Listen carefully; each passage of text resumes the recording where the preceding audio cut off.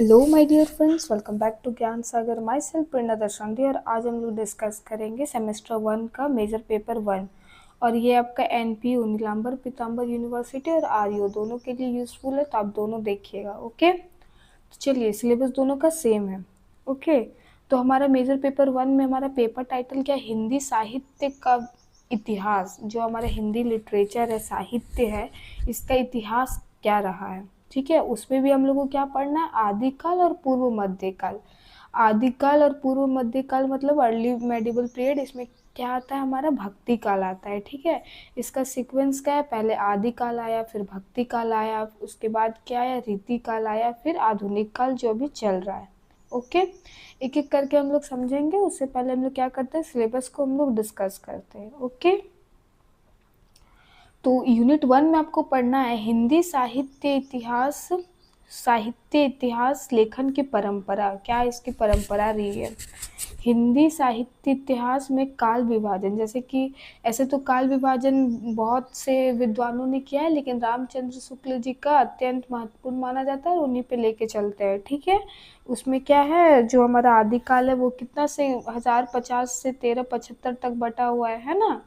और उसके बाद हमारा इसमें भक्ति काल में क्या है? 1375 से लेके 1700 तक। ठीक है, फिर इसके नामकरण की समस्या, जैसे आदिकाल भक्ति काल सब जो नाम पड़ा है वो उसमें क्या क्या समस्याएं आ रही थी। ओके, यूनिट 2 में हमारा है आदिकाल का नामकरण और काल सीमा। आदिकालीन काव्य, इसका नामकरण कैसे पड़ा? आदिकाल और काल सीमा क्या रही है जो अभी बताएं, उसकी काल सीमा क्या है। आदिकालीन के जो काव्य थे, ठीक है, क्या क्या रहे हैं, इसके कौन कौन महत्वपूर्ण कवि रहे हैं, ठीक है, वो सब आप लोग को देखना है। इसकी प्रवृत्ति क्या रही है। ठीक है, उसके बाद सिद्ध साहित्य, नाथ साहित्य, रासो काव्य परंपरा, पृथ्वीराज राजसों की प्रामाणिकता। उसके बाद आपका इसमें प्रमुख रचनाकार पढ़ना, उनमें भी किनका? विद्यापति और खुसरो जी के बारे में पढ़ा है। ठीक है, उसके बाद यूनिट 3 में आपको पढ़ना है भक्ति आंदोलन की पृष्ठभूमि। जो भक्ति काल में सबसे महत्वपूर्ण क्या रहा है? भक्ति आंदोलन रहा है। इसमें समानता की बात कही गई थी, भाषा का विकास हुआ था। ठीक है, बहुत कुछ हुआ था इसमें।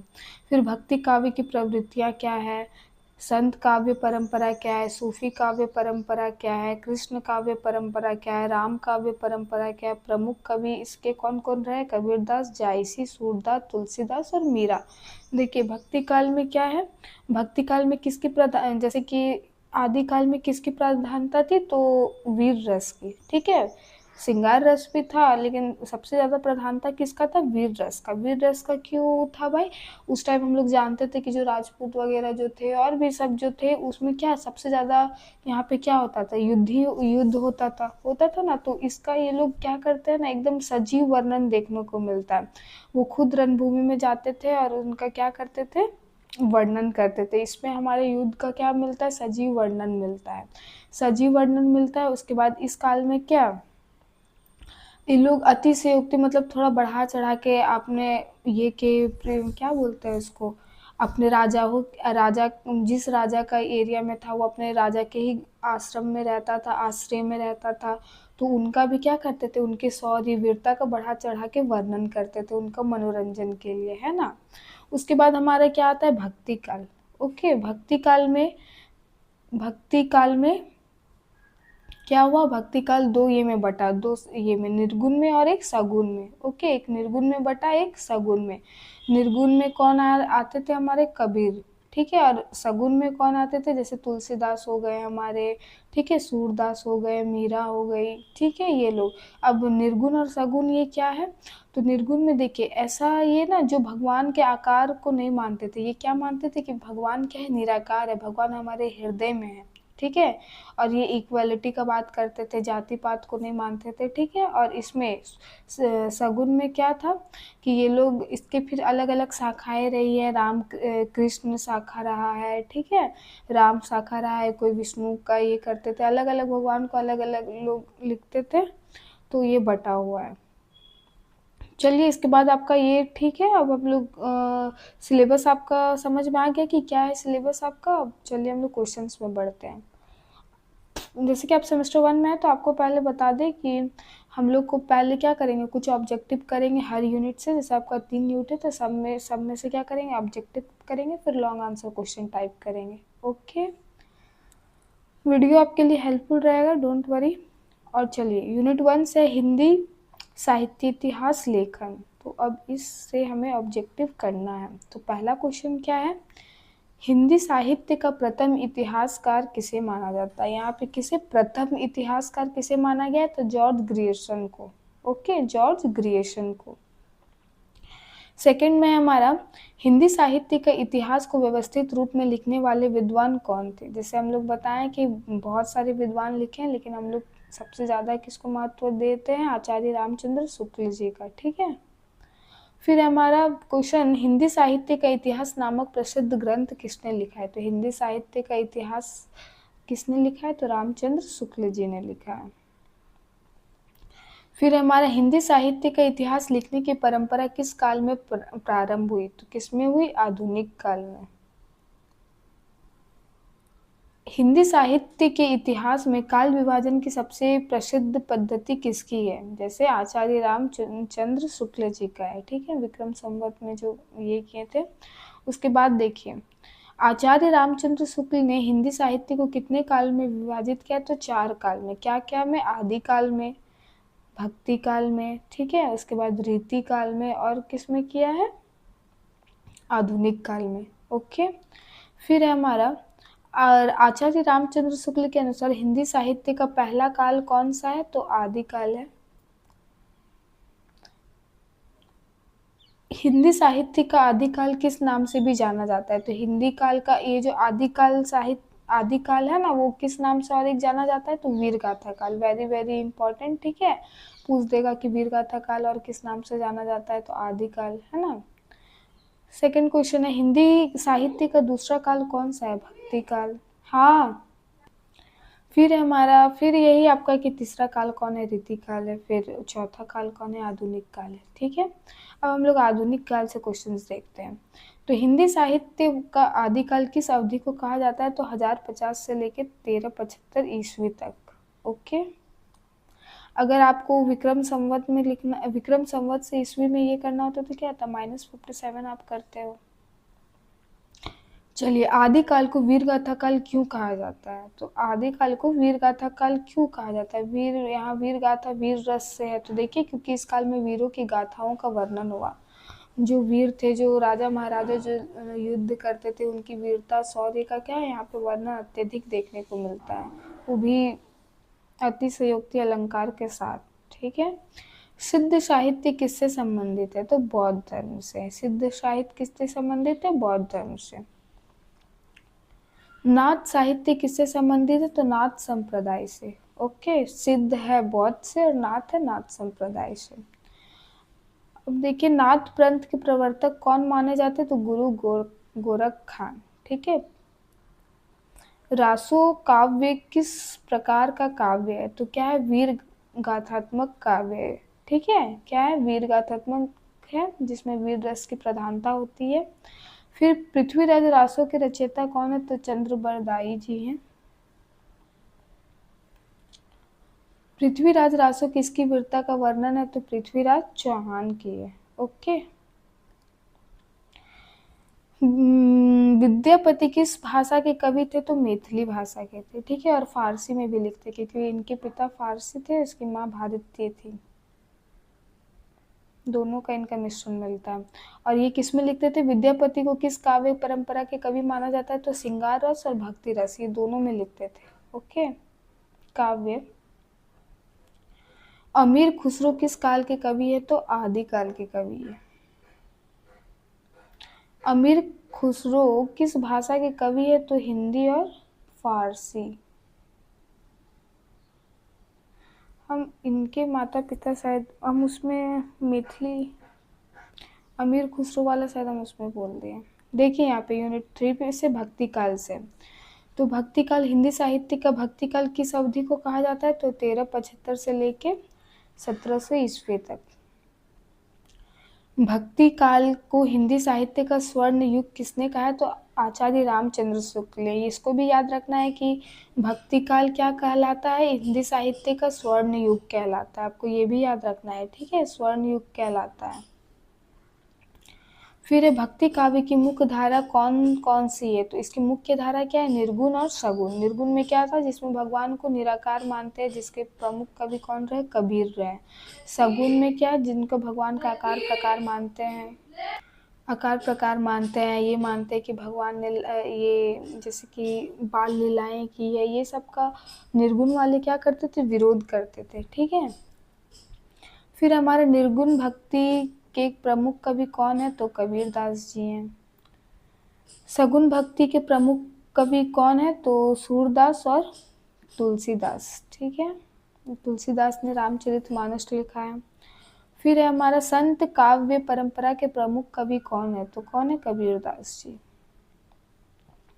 सूफी काव्य परंपरा के प्रमुख कवि कौन है? मलिक मोहम्मद जायसी। कृष्ण भक्ति काव्य के प्रमुख कवि कौन है? तो सूरदास है। राम भक्ति काव्य के प्रमुख कवि कौन है? तुलसीदास है। फिर नेक्स्ट क्वेश्चन है, कबीरदास किस संप्रदाय से संबंधित है? तो संत संप्रदाय से। जायसी की प्रसिद्ध रचना कौन सी है? तो पद्मावत है। ठीक है, जिसमें नागमती रहती है ना। सूरदास की प्रसिद्ध रचना क्या है? तो सुरसागर।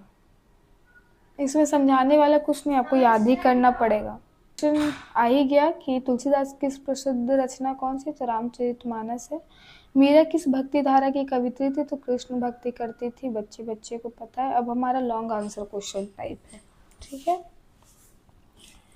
तो पहला क्वेश्चन है, हिंदी साहित्य इतिहास लेखन की परंपरा का वर्णन कीजिए। जो हमारा क्या है, जो पेपर का टाइटल है उसी का रिलेटेड क्वेश्चन है, तो वेरी वेरी इंपॉर्टेंट है। तो चलिए इसको हम लोग करते हैं। हिंदी साहित्य इतिहास लेखन की परंपरा अपेक्षाकृत आधुनिक काल में विकसित हुई। देखिए यहाँ पे पहला ही लाइन क्यों लिखा हुआ है कि हिंदी साहित्य इतिहास लेखन की परंपरा अपेक्षाकृत आधुनिक काल में विकसित हुई, क्योंकि हमें पता है आधुनिक काल में क्या गद्य का विकास हुआ, भाषा का विकास हुआ, फिर लोगों ने रस शैली ये सब को छोड़कर किसमें प्रधानता देने लगे। जो सोशल इशू पे हमें काम करना है, लिखना है, इन्हें पता चल गया कि ये सिर्फ मनोरंजन का साधन नहीं है, इससे क्या कर सकते, जागरूकता ला सकते हैं, राष्ट्र चेतना पैदा कर सकते हैं। ठीक है, तो इसीलिए यहाँ पे क्या लिखा हुआ है कि आधुनिक काल में ज़्यादा विकसित हुआ है। लेकिन हमारा बेस तो उधर ही बना है। उस टाइम क्या पोइट्री में ज़्यादा ध्यान दिया जाता था, काव्य में, इसीलिए। ठीक है, चलिए। प्रारंभ में हिंदी साहित्य का इतिहास व्यवस्थित रूप से उपलब्ध नहीं था। धीरे धीरे विभिन्न विद्वानों ने साहित्य की परंपरा, कवियों, उनकी रचनाओं का अध्ययन करके हिंदी साहित्य इतिहास लिखने का प्रयास किया। ठीक है, उन्होंने क्या लिखने का प्रयास किया? जो हमारा हिंदी का इतिहास है, हिंदी साहित्य का इतिहास है, उसने लिखने का प्रयास किया। सबसे पहले विदेशी विद्वानों ने हिंदी साहित्य के इतिहास को संकलित करने का कार्य प्रारंभ किया। सबसे पहले क्या करना, हमें कलेक्ट करना पड़ेगा, है कि नहीं। इसमें प्रमुख रूप से गारसा द ताशी नाम लिया जाता है। उन्होंने हिंदी साहित्य के कवियों और उनकी रचनाओं का विवरण प्रस्तुत किया। इसके बाद जॉर्ज ग्रियर्सन ने हिंदी साहित्य के इतिहास को व्यवस्थित रूप देने का प्रयास किया। इन्हीं को हमारा प्रथम इतिहासकार माना गया है। ठीक है, फिर भारतीय विद्वानों में आचार्य रामचंद्र शुक्ल का योगदान सबसे महत्वपूर्ण माना जाता है। उन्होंने हिंदी साहित्य इतिहास वैज्ञानिक और क्रमबद्ध ढंग से लिखा। इन्होंने हिंदी साहित्य का कैसा लिखा है? वैज्ञानिक, साइंटिफिक और सीक्वेंस में लिखा है। उनकी पुस्तक हिंदी साहित्य का इतिहास हिंदी साहित्य इतिहास लेखन की सर्वाधिक प्रसिद्ध और प्रामाणिक पुस्तक मानी जाती है। उन्होंने साहित्य के विकास को सामाजिक, ऐतिहासिक और सांस्कृतिक परिस्थितियों से जोड़कर समझाया। उन्होंने ना केवल एज इट इज़ वहाँ कलेक्ट करके चाहे लिख दिया क्रमबद्ध में, ऐसे नहीं, उन्होंने क्या सबको जोड़ के एक दूसरे से को रिलेट करके बताया हमें। फिर उन्होंने क्या किया, बांटा, विभाजित किया काल को, कि जो जब जब जैसे जहाँ लगा उनको कि यहाँ पे चेंज आया, रिवॉल्यूशन आया, तो उन्होंने वहाँ पे क्या किया, विभाजन भी किया। तो ये कम बड़ा बात है, बताइए। फिर उन्होंने 4 काल में विभाजित किया, आदिकाल, भक्ति काल, वृत्ति काल और आधुनिक काल। ठीक है, इसके अतिरिक्त अन्य विद्वान डॉक्टर रामकुमार वर्मा, आचार्य हजारी प्रसाद द्विवेदी, डॉक्टर नगेंद्र आदि ने भी हिंदी साहित्य इतिहास लेखन में महत्वपूर्ण योगदान दिया। इन विद्वानों ने विभिन्न दृष्टिकोण से साहित्य के इतिहास का अध्ययन किया। सबसे पहले लिखने से पहले आपको तो सब पढ़ना पड़ेगा, है ना। तो इन्होंने पढ़ा फिर लिखा। इस प्रकार हिंदी साहित्य इतिहास लेखन की परंपरा धीरे धीरे विकसित हुई और आज यह हिंदी साहित्य अध्ययन का एक महत्वपूर्ण विषय बन गया है। नेक्स्ट क्वेश्चन है कि जैसे हमारे रामचंद्र शुक्ल जी ने जो विभाजन किया इसमें क्या समस्या आ रही थी। नॉट ओनली रामचंद्र शुक्ल जी, और भी लोगों ने इनको विभाजित करने का प्रयास किया था। तो चलिए देखते हैं। हिंदी साहित्य के विकास में काल विभाजन एक महत्वपूर्ण और जटिल विषय रहा है। सही बात है, काल विभाजन कर देना। आपको पता चल रहा है कि यहाँ पे सगुण निर्गुण ये वो, लेकिन उसको बनाना और उसको इतना बारीकी से देखना कि हाँ यहाँ पे हमको डिफरेंस नज़र आ रहा है, इसको बांटना बहुत अपने आप में एक क्या है, बड़ा बात है ना। साहित्य के विकास को समझने के लिए विभिन्न कालों में विभाजित किया जाता है, लेकिन यह कार्य सरल नहीं है सरल? बोलिए। ये तो कविता और एक लिटरेचर और नॉवल लिखने से भी टफ काम है कि नहीं है। विद्वानों ने अलग अलग आधारों पर काल विभाजन के इसलिए समस्या के रूप में देखा जाता है। जरूरी नहीं है सबका देखने का नजरिया एक हो, है ना, हर एक इंडिविजुअल का अपना अपना थॉट है। तो देखिए, सबसे पहले काल विभाजन का प्रयास विदेशी विद्वानों ने किया। ठीक है, सबसे पहले किसने किया? विदेशी विद्वानों ने किया। बाद में भारतीय विद्वानों ने इसे अधिक व्यवस्थित रूप दिया। अपने घर के लोगों को अपने लोग ही समझ पाएंगे, बाहर के समझ पाएंगे क्या? नहीं। तो बाद में जो भारतीय विद्वान ने किया वो ज़्यादा व्यवस्थित था। हिंदी साहित्य के काल विभाजन के लिए कई आधार अपनाए गए और जो विभाजन के लिए बहुत सारे आधार अपनाए गए। पहला क्या? ऐतिहासिक आधार। ऐतिहासिक आधार क्या है? कुछ विद्वानों ने इतिहास की घटनाओं के आधार पर साहित्य को विभिन्न कालों में विभाजित किया। इसको आपको याद करना है कि किस किस कैसे कैसे समस्या आई और किस किस ये में बांटा गया, किस किस आधार पे। तो पहला क्या है? ऐतिहासिक आधार। फिर क्या है? भाषिक आधार। Very good. क्या है? पहले संस्कृत, पाली, प्राकृत, है ना, अपभ्रंश, फिर हिंदी, ये सब क्या है? सीक्वेंस से आया। तो उसके भी ये में हम लोग क्या बोलते हैं, भाषा के अकॉर्डिंग हम लोग उसको चेंज कर सकते थे, मतलब डिवाइड कर सकते थे, है कि नहीं। तो भाषा के विकास और परिवर्तन के आधार पर भी साहित्य के काल निर्धारित किए गए। फिर हमारा साहित्यिक प्रवृत्तियों का आधार, ये क्या है भाई? तो देखिए, कई विद्वानों ने साहित्य की प्रमुख प्रवृत्तियों के आधार बनाकर काल विभाजन किया। इन सभी प्रयासों में आचार्य रामचंद्र शुक्ल का काल विभाजन सबसे अधिक प्रसिद्ध और प्रामाणिक माना जाता है। उन्होंने साहित्य की प्रवृत्तियों और सामाजिक परिस्थितियों को ध्यान में रखते हुए हिंदी साहित्य को 4 कालों में विभाजित किया। सबसे पहला क्या? आदिकाल, जो 1050 से लेकर 1375 तक चला। भक्ति काल 1375 से 1700 चला। फिर रीतिकाल 1700 से लेकर 1900 तक चला। फिर आधुनिक काल हमारा जो अभी 1900 से लेकर अभी तक जो वर्तमान में चल रहा है। ठीक है। आदिकाल में किसकी प्रधानता थी? तो वीर रस की प्रधानता थी। ठीक है, श्रृंगार रस की प्रधानता थी। फिर भक्ति काल में क्या हुआ? निर्गुण और सगुण दो ये में बट गए शाखा में। फिर उसमें क्या हुआ? उसमें भी राम भक्ति, कृष्ण भक्ति, सूफी सब अलग अलग आए। फिर रीतिकाल में ये अब हम रीतिकाल में इन्हें क्या लगने लगा? अब भक्ति वक्ति छोड़ो, अब क्या करना है हमें? अपने जो काव्य में सौंदर्यता है उसको लाओ, है ना। शैली, श्रृंगार रस, मतलब रसों का मतलब अत्यधिक अगर प्रयोग हुआ है तो कहाँ पे? रीतिकाल पे हुआ है। यहाँ पे इन्होंने क्या किया? भक्ति काल में भक्ति भी की और क्या क्या उसकी जो शैली है लिखने की उसको भी सुधारा। ठीक है। और फिर धीरे धीरे क्या क्या इन्हें लगने लगा कि अब भक्ति से ज़्यादा हमें किस में करना चाहिए? हमें समाज के लिए लिखना चाहिए, लोगों के लिए लिखना चाहिए जो पाठक को प्रेरणा दे, है कि नहीं। फिर धीरे धीरे क्या हुआ? आधुनिक काल में लगा कि अब हम ना सौंदर्य पे ध्यान देंगे ना कुछ पे भी, अब जो सोशल इश्यूज है हम उस पर ध्यान देंगे, है ना। कल्पना शक्ति से थोड़ा बाहर निकल के, आडंबर जीवन से बाहर निकल के हम क्या करेंगे? वास्तविकता पे लिखेंगे। तो फिर आधुनिक काल में हुआ। ओके। फिर हालांकि कुछ विद्वानों ने इस विभाजन से असहमति भी व्यक्त की और अलग अलग काल निर्धारण प्रस्तुत किया।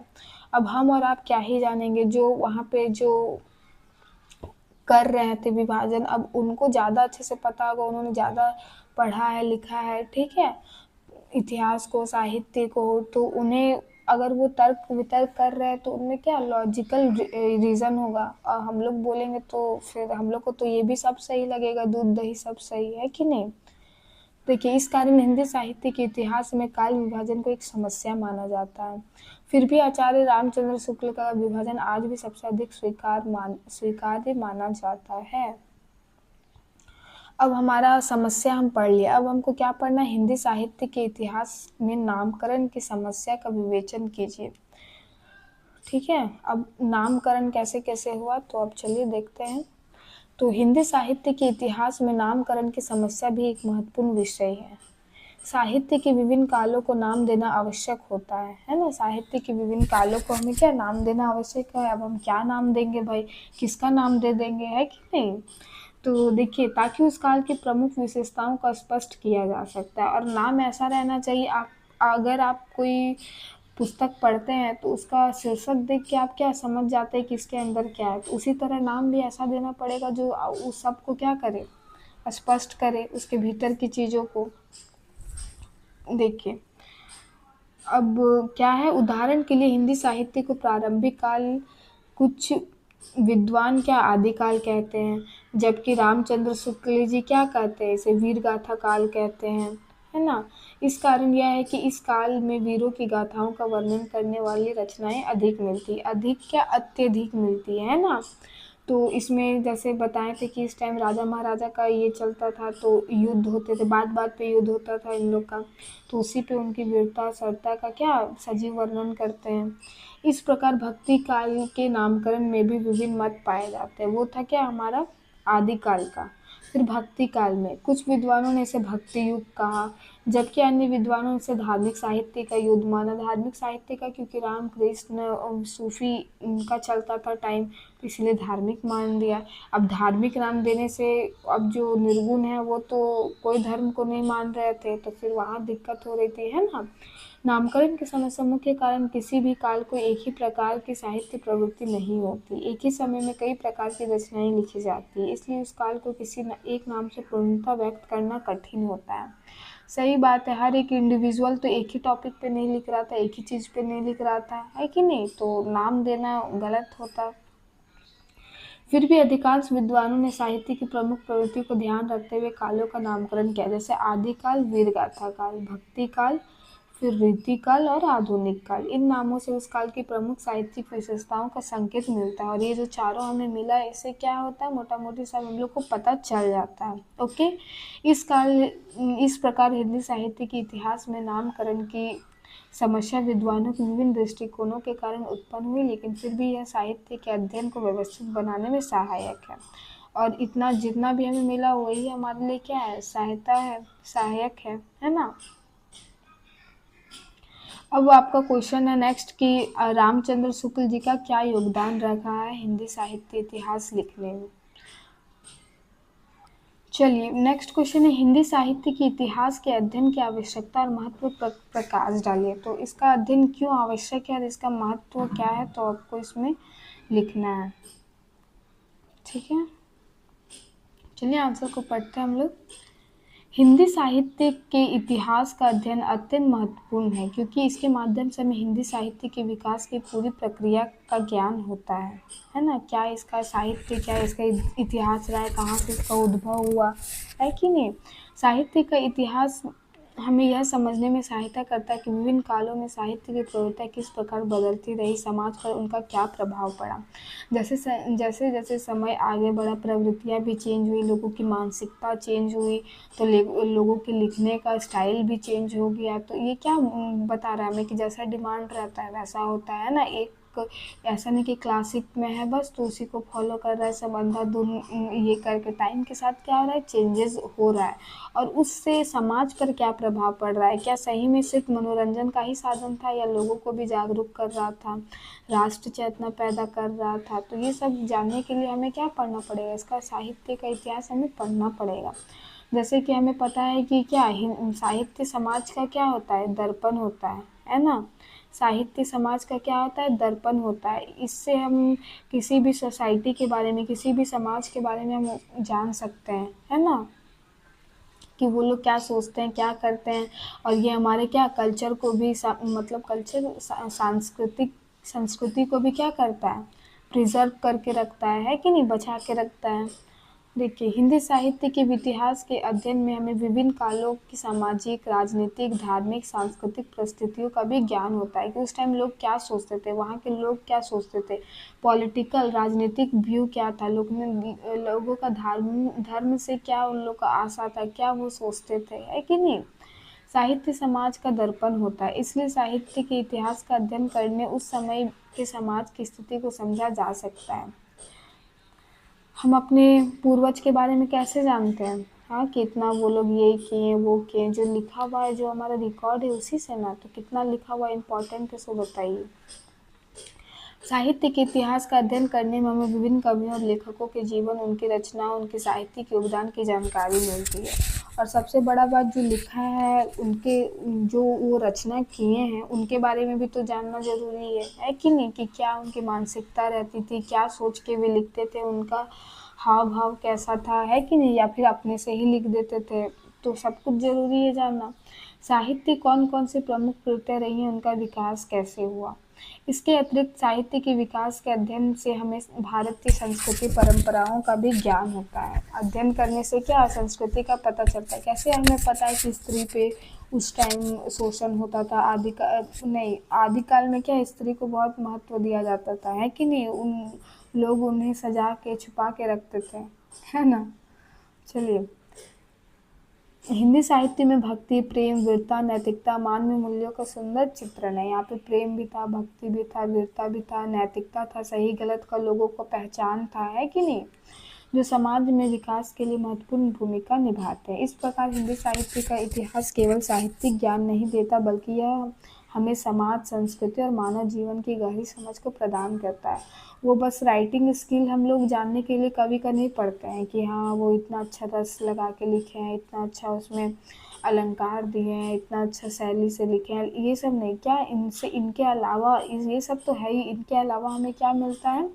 अपने, हमारे समाज का क्या इतिहास रहा है, क्या संस्कृति रहा है, उस टाइम के जीवन में लोग कैसे रहते थे, क्या मानसिकता रहती थी, ये सब का भी समझ हमें प्रदान करता है ना, इसीलिए क्या है, महत्वपूर्ण है। ये आप लोग अपने से ही लिख सकते थे। चलिए, 6 में है हिंदी साहित्य इतिहास लेखन के प्रमुख आधारों का विवेचन कीजिए। तो इसका देखिए प्रमुख आधार क्या है? ऐतिहासिक आधार, जो हम लोग वहाँ पे पढ़े कि क्या ऐतिहासिक रहा है ना? पर बोले ना, परिस्थिति को जोड़कर लिखे थे, राजनीतिक घटनाएं, सामाजिक परिवर्तन, धार्मिक आंदोलन, ये सब का क्या गहरा प्रभाव पड़ता है कि नहीं? पड़ेगा कि नहीं? अब जैसे ही एक धार्मिक आंदोलन हुआ, तो अब वो जो निर्गुण है और जो सगुण है, उन दोनों के बीच में भी मतभेद हो सकता है, तो उनके लिखने का स्टाइल में भी चेंज हो सकता है कि दबाव डाला जाता है, ये होता है, तो कुछ भी युद्ध वगैरह होता है, चाहे कोई भी इवेंट होता है, घटना होता है, तो उससे समाज में भी असर पड़ता है। ठीक है? फिर सामाजिक आधार, सामाजिक आधार क्या है? समाज की संरचना, रीति रिवाज, परंपरा, जीवन शैली भी साहित्य के स्वरूप को प्रभावित करती है। अब हम जैसे देखेंगे, जैसे सोचेंगे वैसे ही लिखेंगे, कल्पना शक्ति से हम लिखेंगे, लेकिन उतना ज़्यादा परे हट के नहीं लिख सकते। वो 100 में 1 को मिल जाता है, वैसा 100 क्या 1000 में 1 को मिलता है ना? लेकिन जो मेरी अपब्रिंगिंग रहेगी, जो मेरे रीति रिवाज रहेंगे, तो उसी के आधार पे हम लिखेंगे ना, तो साहित्य उस पे भी डिपेंड करता है कि कैसे लिखा रहा है। ठीक है? फिर भाषिक आधार, देखिए भाषा का विकास भी साहित्य के इतिहास का महत्वपूर्ण आधार है। विभिन्न कालों में भाषा के रूप, शैली परिवर्तन होता रहता है, जिसका प्रभाव साहित्य पर पड़ता है। जैसे संस्कृत, पाली, प्राकृत, अपभ्रंश सब आया, तो ये सब क्या हुआ? ये भाषा चेंज हुआ, तो लोगों का लिखने का ये भी चेंज हुआ। फिर साहित्यिक प्रवृत्तियाँ क्या है? देखिए, साहित्यिक प्रवृत्तियाँ, प्रत्येक काल में कुछ विशेष साहित्यिक प्रवृत्तियाँ प्रमुख होती हैं। जैसे भक्ति काल में भक्ति भावना, ठीक है? जैसे आदिकाल में क्या थी? वीरता का था। फिर भक्ति काल में, नेक्स्ट क्वेश्चन है हमारा यूनिट 2 से, आदिकाल से, कि हिंदी साहित्य के आदिकाल का नामकरण और काल सीमा पर प्रकाश डालिए। तो जैसे हम लोग ऊपर में पढ़े कि कैसे कैसे नामकरण हुआ, क्या इसका काल सीमा है, तो इसको आप लोग अपने से कर लीजिएगा। ठीक है? और इसका आपका PDF कहाँ मिलेगा बेटा? तो जस्ट ओनली 60 रुपीज़ में आपको ज्ञान सागर में मिलेगा। ठीक है? अप टू सेमेस्टर 8 तक, अब अभी आप 1 में वो 8 तक जाओगे तो भी आपको क्या मिलेगा? सारे सब्जेक्ट्स का, मतलब आपके ऑनर्स में जो भी सब्जेक्ट्स हैं उसको मिल जाएगा। ठीक है? इसको वीरगाथा काल से भी जाना जाता है ना?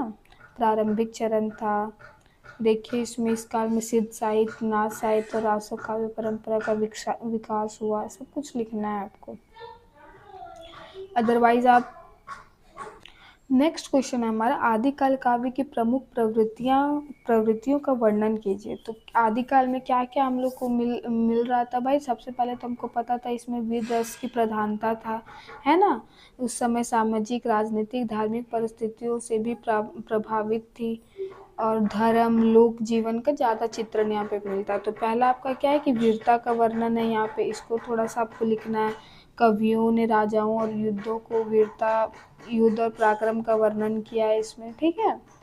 उसके बाद हमारे राजाओं की प्रशंसा, क्योंकि वहाँ पे राज दरबारी रहते थे कवि लोग, तो उनकी प्रशंसा नहीं करेंगे तो फिर काम कैसे चलेगा, है ना। थर्ड में हमारा धार्मिक प्रवृत्ति में क्या है, आदिकालीन काव्य में धार्मिक विचार भी दिखाई देते हैं। सिद्ध और नाथ साहित्य में आध्यात्मिकता और योग साधना का वर्णन मिलता है, नाथ और सिद्ध में, ठीक है।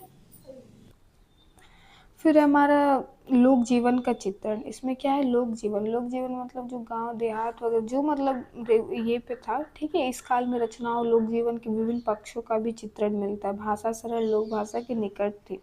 भाषा क्या होती थी, सरल थी, उतना विकसित नहीं था उस टाइम। फिर ऐतिहासिक तत्व, फिर वही घटना वगैरह को जोड़ जाड़ के जो होता है आपका। फिर सिद्ध साहित्य की विशेषताओं का वर्णन कीजिए, इसको थोड़ा सा हम लोग पढ़ेंगे अच्छे से। ओके, चलिए तो इसको देखते हैं। फिर सिद्ध साहित्य, नाथ साहित्य दोनों को पढ़ना है। तो सिद्ध साहित्य हिंदी साहित्य के आदिकाल की एक महत्वपूर्ण धारा है, ठीक है, महत्वपूर्ण धारा है। यह साहित्य मुख्य रूप से बौद्ध धर्म के ब्रज्यान संप्रदाय से संबंधित है। सिद्ध साहित्य बौद्ध धर्म के ब्रज्यान संप्रदाय से संबंधित है, ठीक है। सिद्ध कवियों ने अपने आध्यात्मिक अनुभवों और साधना से संबंधित विचारों को काव्य के रूप में व्यक्त किया, ठीक है। जैसे वो लोग साधना और जो अपना एक्सपीरियंस था उन लोग को सबको क्या क्या काव्य रूप के रूप में, गद्य नहीं काव्य के रूप में क्या क्या प्रस्तुत किया। फिर से साहित्य की कुछ प्रमुख विशेषताएं क्या थी भाई? तो इनका हमें पता है, आध्यात्मिक विचार बहुत ज़्यादा स्ट्रांग था, है ना। तो आध्यात्मिक विचार, सिद्ध साहित्य में आध्यात्मिकता और योग साधना का वर्णन मिलता है। इसमें आत्मज्ञान और मोक्ष प्राप्ति की बात कही गई है। इनमें क्या मोक्ष प्राप्ति की बात, बौद्ध धर्म में एक चीज़ क्या अच्छा लगता है ना कि ना यहाँ पे नर्क का दिखाता है, ना नर्क का डर दिखाता है, ना स्वर्ग की चाह दिखाता है कि नहीं। क्या कर्म का बस हमें फल मिलता है, ठीक है। फिर साधारण भाषा का प्रयोग, इसमें भाषा एकदम क्या थी, सरल थी, ताकि लोग तक मतलब पहुंच पाए, ठीक है, सामान्य लोग तक। चलिए, फिर सामाजिक कुरीतियों का विरोध, तो इसमें क्या है, ये लोग सामाजिक कुरीति का विरोध करता था, है ना, जो रूढ़िवादिता, अंधविश्वास, पाखंड, ये सब का आलोचना करता था। फिर रहस्यवादी शैली, ये क्या है भाई? तो सिद्ध साहित्य में रहस्यवादी शैली का प्रयोग मिलता है। कई बार उनके विचार प्रतीकात्मक रूप में व्यक्त किए जाते हैं, सिंबॉलिक रूप में क्या है, व्यक्त किया जाता है। इसके प्रमुख कवि कौन कौन रहे हैं? तो देखिए, सहप्पा, सरहप्पा, लुइपा, कन्हप्पा आदि के नाम उल्लेखनीय है। ओके, अब हम क्या पढ़ेंगे, नाथ साहित्य के बारे में। तो चलिए, सिद्ध साहित्य समझ में आ गया, ठीक है, कि उसमें क्या क्या था। अब नाथ साहित्य हिंदी साहित्य के आदिकाल की एक महत्वपूर्ण धारा है। यह साहित्य मुख्य रूप से नाथ संप्रदाय से संबंधित है। नाथ संप्रदाय के प्रवर्तक मत्स्य नरेंद्र नाथ माने जाते हैं, ठीक है, मत्स्य नरेंद्र नाथ। जबकि गोरख खान इस परंपरा के प्रमुख गुरु थे। जो हम गोरख खान थे वो क्या थे, गुरु थे। और प्रवर्तक किन्हें माना गया, तो मत्स्य नरेंद्र नाथ, ठीक है। साधकों ने योग साधना, आध्यात्मिक अनुभव और जीवन दर्शन को काव्य के माध्यम से व्यक्त किया है। दोनों का ऑलमोस्ट सेम ही है, तो आप इसमें दोनों में ही योग का महत्व बताया इन्होंने, तो योग साधना का महत्व। नाथ साहित्य में योग और साधना का विशेष महत्व है। नाथ योगियों ने हठ योग, ध्यान, आत्म संयम पर जोर दिया है। लोग सेल्फ एनालिसिस मतलब स्वचिंतन पे बहुत ज़्यादा ध्यान दिए थे, नाथ और सिद्ध दोनों। फिर आध्यात्मिक विचार, नाथ कवियों ने आत्मज्ञान और मोक्ष प्राप्ति का मार्ग को सरल भाषा में समझाया कि कैसे हम मोक्ष की प्राप्ति कर सकते हैं, है ना। अपने कर्तव्यों से छुटकारा नहीं, मतलब कर्तव्यों का पालन करते हुए कैसे हम मोक्ष की प्राप्ति कर सकते हैं। उनके काव्य में आध्यात्मिक अनुभवों का वर्णन मिलता है, स्पिरिचुअल, ठीक है, कैसे हम आत्मा को परमात्मा से जोड़ सकते हैं। फिर इसमें भी क्या था, लोक भाषा का प्रयोग हुआ ताकि आम जनता तक पहुंच सके। फिर इसमें भी सामाजिक कुरीतियों का विरोध हुआ। अब दोनों में से आएगा ना तो दोनों का बस कवि का नाम अलग अलग लिख देना, बाकी दोनों का सेम लिख दीजिएगा तो भी आपका सही होगा। प्रमुख कवि कौन है, गोरखनाथ है, जालंधर नाथ है, चरपटी नाथ है और आदि। ठीक है, फिर चलिए रासो काव्य परंपरा का परिचय देते हैं अब हम लोग। तो हिंदी साहित्य में आदिकाल में रासो काव्य परंपरा का महत्वपूर्ण स्थान है। यह काव्य रूप से वीर गाथात्मक काव्य है जिसमें वीर रस की प्रधानता रही है, जिसमें वीरों की वीरता, युद्ध पराक्रम, शौर्य का वर्णन किया गया है। इस काव्य में परंपरा का संबंध राज दरबारों से था और इसे चारण तथा भाट कवियों ने लिखा है। किन्होंने लिखा है, चारण और भाट कवियों ने। ओके, और इसमें क्या है, वीरता का देखने मिला है, युद्ध पराक्रम, जो शौर्य, ये सब का सजीव वर्णन मिलता है अतिशयोक्ति अलंकार के साथ। तो देखिए रासो काव्य की प्रमुख विशेषताएं क्या है, तो वीरता का वर्णन होगा, ऑब्वियस बात है, राजा महाराजा का बात है तो आश्रयदाताओं का प्रशंसा, अब राजा महाराजा के पास रहते हैं तो उनका तो प्रशंसा करना पड़ेगा, गुण गाना होगा। ठीक है, फिर ऐतिहासिक महत्व है, फिर सरल भाषा का प्रयोग है। प्रमुख रचनाएं देख लीजिए क्या क्या है, पृथ्वीराज रासो, चंद्रबरदाई जी का जो है बिशल देव रासो, खुमान रासो आदि का उल्लेख किया जाता है। ठीक है, अब पृथ्वीराज रासो की प्रामाणिकता का आपको प्रकाश डालना है, ये भी इम्पोर्टेंट है आपका। पृथ्वीराज ये से आएगा ही आपका इससे क्वेश्चन। चलिए देखते हैं, पृथ्वीराज रासो हिंदी साहित्य की प्रसिद्ध वीर गाथात्मक कृति है। इसके रचयिता चंद्रबरदाई जी हैं। इस काव्य में अजमेर और दिल्ली के शासक पृथ्वीराज चौहान की वीरता और उनके जीवन की घटनाओं का वर्णन है। कहाँ से, इस काव्य में अजमेर और दिल्ली के शासक थे जो हमारे पृथ्वीराज चौहान जी, उनकी वीरता का, शौर्य का, है ना, जीवन का इसमें वर्णन मिलता है। पृथ्वीराज रासो की प्रामाणिकता को लेकर विद्वानों के बीच लंबे समय तक मतभेद रहा है। कुछ विद्वान इसे ऐतिहासिक और प्रामाणिक कीर्ति मानते हैं, जबकि कुछ विद्वान इसे अप्रामाणिक और आंशिक रूप से प्रमाणित मानते हैं। कोई इसे मानते हैं, कोई नहीं मानते हैं। इसका प्रामाणिक मानने का क्या कारण है, देखिए। तो कुछ विद्वानों का मानना है कि यह काव्य पृथ्वीराज चौहान के समकालीन कवि चंद्रबरदाई द्वारा लिखा गया था। इसमें पृथ्वीराज चौहान की वीरता, उनके युद्धों का वर्णन मिलता है। अप्रामाणिक क्या है, समकालीन मतलब एक ही समय, पृथ्वीराज चौहान जब लड़ रहे थे तो कवि चंद्रबरदाई लिख रहे थे, तो ये हुआ क्या, सेम टाइम पीरियड है, ऐसा नहीं है कि बाद में उनके बारे में लिखा है पढ़ के ये करके। ठीक है, अप्रामाणिक क्या है, कुछ विद्वानों के अनुसार इस काव्य में कई घटनाएं ऐतिहासिक रूप से प्रमाणित नहीं है, और वो क्या बताते हैं, जो चंद्रबरदाई में जो जी ने जो लिखा है कुछ घटनाएं वो हुआ ही नहीं है। ठीक है, इसके अलावा इस ग्रंथ के विभिन्न संस्करण उपलब्ध हैं और इसमें कई अंतर भी पाए जाते हैं। आधुनिक विद्वान का मत है कि पृथ्वीराज रासो का मूल रूप छोटा रहा होगा, लेकिन बाद में से कई कथाएं और प्रसंग जोड़ दिए गए हैं। ये क्या बताएं कि मूल रूप से ये थोड़ा छोटा रहा होगा जितना उन्होंने लिखा है, दिखाया है। ठीक है, इसलिए इसे पूर्णतः ऐतिहासिक ग्रंथ नहीं माना जा सकता है। फिर भी पृथ्वीराज रासो हिंदी साहित्य की एक महत्वपूर्ण कृति है, आदिकालीन वीर गाथात्मक परंपरा का प्रमुख उदाहरण है। चलिए, आपको ये क्वेश्चन है, विद्यापति और विद्यापति के जीवन और साहित्यिक योगदान पर प्रकाश डालना है आपको। तो ये मैथिली भाषा में लिखते थे, तो आपका इनका जीवन एक बार पढ़ लेना है। ठीक है, और इनका श्रृंगार रस और भक्ति रस दोनों इनका ये में मिलता था। देखिए लिखा हुआ है यहाँ पे, श्रृंगार रस और भक्ति रस दोनों मिलता था, और मधुर सरल, एकदम सरल भाषा में लिखते थे, भावपूर्ण रहता था जो जन सामान्य तक पहुँच सके। और ये फिर राधा कृष्ण के प्रेम का भी सुंदर चित्रण किए हैं एक काव्य में। ठीक है, पदावली जिसको बोलते हैं उनका, अब राधा कृष्ण का प्रेम है तो विरह भी था, तो वही सब है, तो सबको आपको लिखना है। चलिए, फिर आपका ये क्वेश्चन है कि अमीर खुसरो के जीवन और साहित्यिक योगदान का कीजिए। तो इसका जीवन के बारे में आपका पढ़ लेना है थोड़ा सा, और फिर इनका साहित्यिक योगदान क्या रहा है। फारसी अरबी दोनों में लिखते थे, बहुभाषी थे, है ना।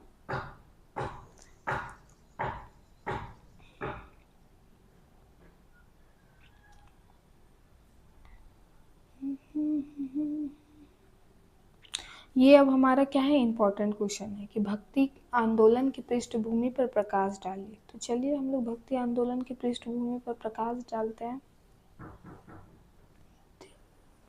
भक्ति आंदोलन मध्यकालीन भारत का एक महत्वपूर्ण धार्मिक सामाजिक आंदोलन था। ठीक है, भक्ति आंदोलन क्या था, एक धार्मिक और सामाजिक आंदोलन था। इसका उद्देश्य ईश्वर की भक्ति के माध्यम से समाज में समानता, प्रेम और अध्यात्म की भावना का प्रसार प्रचार करना था। क्या था, इस आंदोलन के माध्यम से वो क्या करना चाहते थे, समाज में समानता लाना चाहते थे, इक्वालिटी लाना चाहते थे, प्रेम की स्थापना करना चाहते थे। जो मुस्लिम और हिंदू तब से ही होने लगा था, उसको भी बोलते थे कि भाई भाई है, हम सब एक हैं, तो रहना था। ठीक है, यह आंदोलन लगभग 14वीं से 17वीं शताब्दी के बीच विकसित हुआ। भक्ति आंदोलन की पृष्ठभूमि को समझने के लिए उस समय की सामाजिक, धार्मिक, राजनीतिक परिस्थितियों का ध्यान रखना आवश्यक है। तो हमें पहले कि भक्ति आंदोलन क्यों हुआ, क्यों इतने लंबे समय तक चला, तो इससे पहले क्या जानना पड़ेगा कि वहाँ का उस टाइम का सिचुएशन कैसा था, अलग अलग ये में। ठीक है, अलग अलग नज़रिया बोल सकते हैं। ठीक है, तो देखिए पहले क्या बोलेंगे, सामाजिक परिस्थिति कैसा था वहाँ पे। तो मध्यकालीन भारत में समाज में जाति व्यवस्था बहुत कठोर हो गई थी। ऊंच नीच और छुआछूत की भावना समाज में गहराई से फैल चुकी थी, है ना। सामाजिक परिस्थिति क्या, उस टाइम ब्राह्मण, राजा, भोज, यही सब खाली होता था, है ना। छुआछूत की भावना, दलितों को तो साइड भी नहीं लगने देते थे ब्राह्मण लोग। तो उस टाइम था, निम्न वर्ग के लोग को धार्मिक और सामाजिक अधिकारों से वंचित रखा जाता था। उन्हें मंदिर भी नहीं जाने देता था, कोई समाज में कोई बैठक में भी नहीं आने देता था। क्यों, क्योंकि वो निम्न जाति के थे। तो उस टाइम परिस्थिति बहुत ज़्यादा खराब थी। भक्ति आंदोलन ने इस असमानता का विरोध किया, सभी मनुष्य को ईश्वर की दृष्टि में समान बताया। और इन्होंने भक्ति आंदोलन के थ्रू बताया कि हम सब एक हैं, ईश्वर की नज़र में कोई बड़ा छोटा नहीं है। ठीक है, वो था सामाजिक परिस्थिति। अब देखिए धार्मिक परिस्थिति क्या था। उस समय धर्म में बाहरी आडंबर, कर्मकांड और पाखंड बहुत बढ़ गए थे। ठीक है, सामान्य लोग के लिए धर्म का पालन करना कठिन हो गया था। एकदम भक्ति अपने चरम सीमा पे पहुंच गया था। एकदम जो इतना मतलब हेवी कि कठोर कर दिया। मतलब होता है ना कि लोग भक्ति अंदर से करते हैं, लेकिन उस टाइम क्या, हमें बाहर से दिखाना पड़ता था कि हाँ हम भक्त हैं, हम पूजा करते हैं, हम अगरबत्ती जलाते हैं। ठीक है, भक्ति आंदोलन के संतों ने इन आडंबर का विरोध किया। यहीं पे जो निर्गुण शाखा के जो लोग थे ना, यहीं पे विरोध किए थे। ठीक है, सरल भक्ति मार्ग को अपनाने का संदेश दिया। फिर देखिए इस्लाम का प्रभाव। तो इस्लाम का क्या प्रभाव था, मध्यकालीन भारत में इस्लाम धर्म के आगमन से भी भक्ति आंदोलन को प्रेरणा मिली। इस्लाम में समानता और एकेश्वरवाद की भावना थी। इससे भारतीय संतों ने भी ईश्वर की एकता और मानवता समानता पर जोर दिया। अब है चौथा, संतों और सूफी संतों का आंदोलन। तो भक्ति आंदोलन के प्रचार में संत कवियों ने सूफी संतों की महत्वपूर्ण भूमिका थी। उन्होंने अपनी रचनाओं और उपदेशों के माध्यम से प्रेम, भक्ति और मानवता का संदेश दिया। भक्ति आंदोलन का मतलब ये नहीं कि वहाँ पे वो तलवार लेके खड़ा थे, वो अपने कलम को ही तलवार बनाए हुए थे, औजार बनाए हुए थे। ठीक है, और समाज में प्रहार कर रहे थे अपने लेखन शक्ति से, ताकि लोग पढ़ें, लोग में समझ पैदा हो। 5 में क्या है, लोक भाषा का प्रयोग। क्योंकि इतना यहाँ पे कॉम्प्लेक्स चीज़ें यूज़ नहीं होती थी, क्योंकि आम जनता तक भी पहुँचाना था, उनको समझाना था। तो यहाँ पे उनको अपना कला नहीं दिखाना था, क्या करना था, राष्ट्रीय चेतना पैदा करना था, समानता लाना था। ठीक है, अब देखिए भक्ति काल की प्रमुख प्रवृत्तियों का वर्णन कीजिए। तो चलिए, भक्ति काल में क्या था, ईश्वर के प्रति बहुत ज़्यादा भक्ति का भावना था, है ना, प्रेम श्रद्धा का सब था। फिर सामाजिक समानता का विचार था, यहाँ पे ऊंच नीच भेदभाव को ख़त्म करना था। लोक भाषा का प्रयोग, यहाँ पे लोक भाषा का प्रयोग, ब्रज भाषा, अवधि, जहाँ जो राज्य के लोग थे वैसा अपने लिखते थे, है ना। प्रेम और मानवता का संदेश देते थे। फिर भक्ति के विभिन्न रूप, कोई निर्गुण भक्ति करते थे जो कि कबीर थे, कोई सगुण भक्ति करते थे। उसके बाद 6 में सरल, ठीक है, सरल भाषा का प्रयोग करते थे। चलिए हम लोग पढ़ लिए नाथ ये का पढ़ लिए, फिर से क्या पढ़े, सिद्ध का पढ़ लिए। अब इनका संत काव्य आपको पढ़ना। तो देखिए हिंदी साहित्य में भक्ति काल में संत काव्य परंपरा का अत्यंत महत्वपूर्ण स्थान है। यह परंपरा मुख्य रूप से निर्गुण भक्ति धारा से संबंधित है। संत क्या निर्गुण? निर्गुण मतलब जो भगवान का आकार प्रकार पर विश्वास नहीं रखते हैं। आखिर पाखंड लोग से ये लोग क्या होते थे? दूर रहते थे और मानवता का संदेश देते थे। क्या बोलते थे? हम सब मनुष्य एक हैं। और जो क्या मुक्ति का मार्ग दिखाते थे, है ना, मोक्ष का। संत कबीर ने ईश्वर को निराकार, निर्गुण और सर्वव्यापी माना है। और सर्वव्यापी मतलब हर जगह क्या है? प्रेजेंट है। ये नहीं कि सिर्फ मंदिर में है, हमारे क्या हृदय में, प्रत्येक मनुष्य के हृदय में है। उन्होंने यह बताया कि ईश्वर किसी मंदिर, मस्जिद या मूर्ति में नहीं बल्कि प्रत्येक मनुष्य के हृदय में निवास करते हैं। आ गया बात यहाँ पे। तो हमारे क्या है? हृदय में निवास करते हैं। ओके। और ये मूर्ति पूजा को भी नहीं मानते थे। संत काव्य परंपरा की शुरुआत कबीर दास से मानी जाती है। हालांकि उनसे पहले भी कुछ संत कवि हुए थे। संत कवियों ने अपने उपदेशों को काव्य धारा के माध्यम से समाज में फैली अंधविश्वास, जाति पाति, ऊंच नीच, धार्मिक पाखंड का विरोध किया, है ना। एक जाति न पूछे साधु की, पूछ लीजिए ज्ञान, मोल करो तलवार की, पड़े रहे दो ज्ञान, है ना, दोहा। तो ये सबसे क्या आपको ये मिल रहा है संदेश? जाति पाति छोड़ो, ज्ञान महत्वपूर्ण है ना। संत काव्य परंपरा की प्रमुख विशेषताएं, जो संत काव्य का क्या क्या विशेषता है, तो देखिए, निर्गुण भक्ति का स्वरूप, भगवान को निराकार मानते थे। सच्ची प्रेम भक्ति का संदेश देते थे। फिर सामाजिक समानता का संदेश देते थे कि जाति व्यवस्था का विरोध करते थे ये लोग। फिर बाह्य आडंबर का विरोध, बाह्य आडंबर ये जैसे मंदिर, मस्जिद, तीर्थ, कर्म कांड, ये सब से क्या बोलते थे? ये सब का आलोचना करते थे कि नहीं भाई ये सब गलत है, ये सब झूठ है, ऐसे करके। ठीक है कि आप ये सब से और आप ज़्यादा जाति भेद कर रहे हो, ये सब होता था। फिर है फोर में लोक भाषा का प्रयोग। तो संत कवियों ने अपनी रचना सरल लोक भाषा में लिखी ताकि सामान्य लोग भी उनके विचारों को समझ सके। प्रमुख संत कौन रहे? गुरु नानक, ठीक रहे, कबीर दास, रैदास, ठीक है। फिर अब हमारा है सूफी काव्य परंपरा। तो देखिए, भक्ति काल में सूफी काव्य परंपरा का भी महत्वपूर्ण स्थान है। सूफी काव्य मुख्य रूप से सूफी संतों की आध्यात्मिक विचारधारा पर आधारित है। यह प्रेम के प्रतीक मानते थे। उनका मानना था कि ईश्वर की प्राप्ति प्रेम और समर्पण के माध्यम से ही संभव है। ये कैसे बताते कि हमें ईश्वर से कैसे, ईश्वर की प्राप्ति कैसे होगी? तो सिर्फ और सिर्फ प्रेम और समर्पण से होगा। ओके। सूफी काव्य में प्रेम को अत्यंत महत्वपूर्ण स्थान दिया गया। प्रेम को अक्सर मानवीय प्रेम के प्रतीक रूप में प्रस्तुत किया गया, लेकिन उसका वास्तविक अर्थ ईश्वर के प्रति प्रेम होता है। इसमें क्या क्या विशेषता रही? देखिए, प्रेम की प्रधानता रही है, प्रतीकात्मक शैली रहा है, धार्मिक संहिता रहा है और लोक भाषा का प्रयोग रहा है। आपको हर एक चीज़ में लोक भाषा का प्रयोग लिख देना है, सरल भाषा का प्रयोग लिख देना, कोई भी क्वेश्चन छोड़ना नहीं है। फिर इसके प्रमुख सूफी कवि कौन है? मलिक मोहम्मद है, जायसी है, ठीक है। चलिए, अब कृष्ण काव्य परंपरा का लिखना है। तो ये लोग कौन थे? सगुन भक्ति धारा से संबंधित थे, है ना।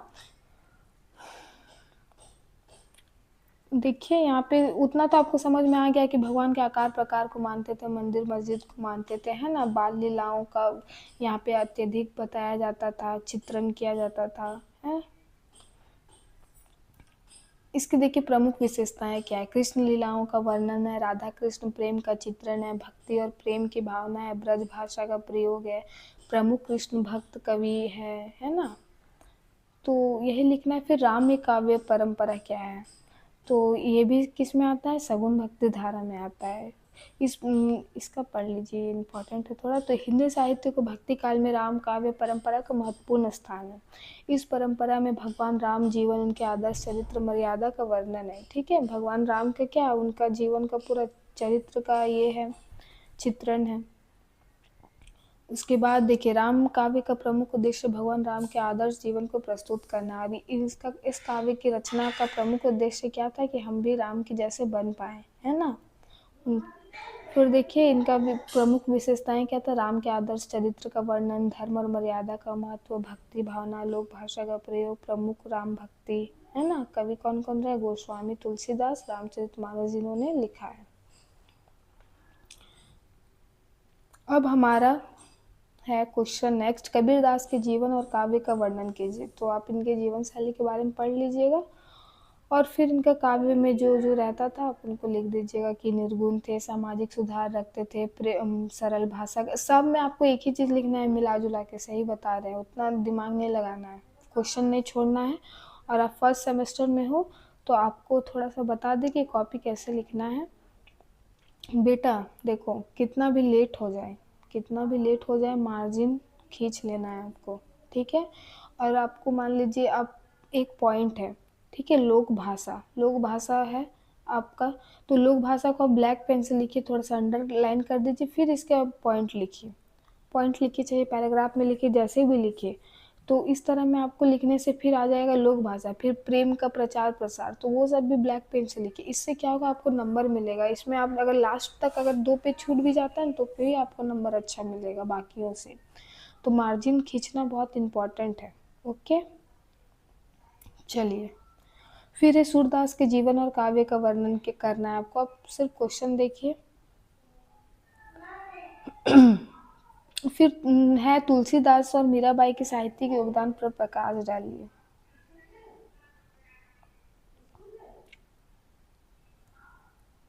नेक्स्ट क्वेश्चन है, अब इससे सारे क्वेश्चन है, तो हिंदी साहित्य के आदिकाल के प्रमुख विशेषताओं का वर्णन कीजिए। तो ये था, ये सब आपको लिखना है। धार्मिक प्रवृत्ति थी, लोक भाषा का प्रयोग था, ऐतिहासिक तत्व था।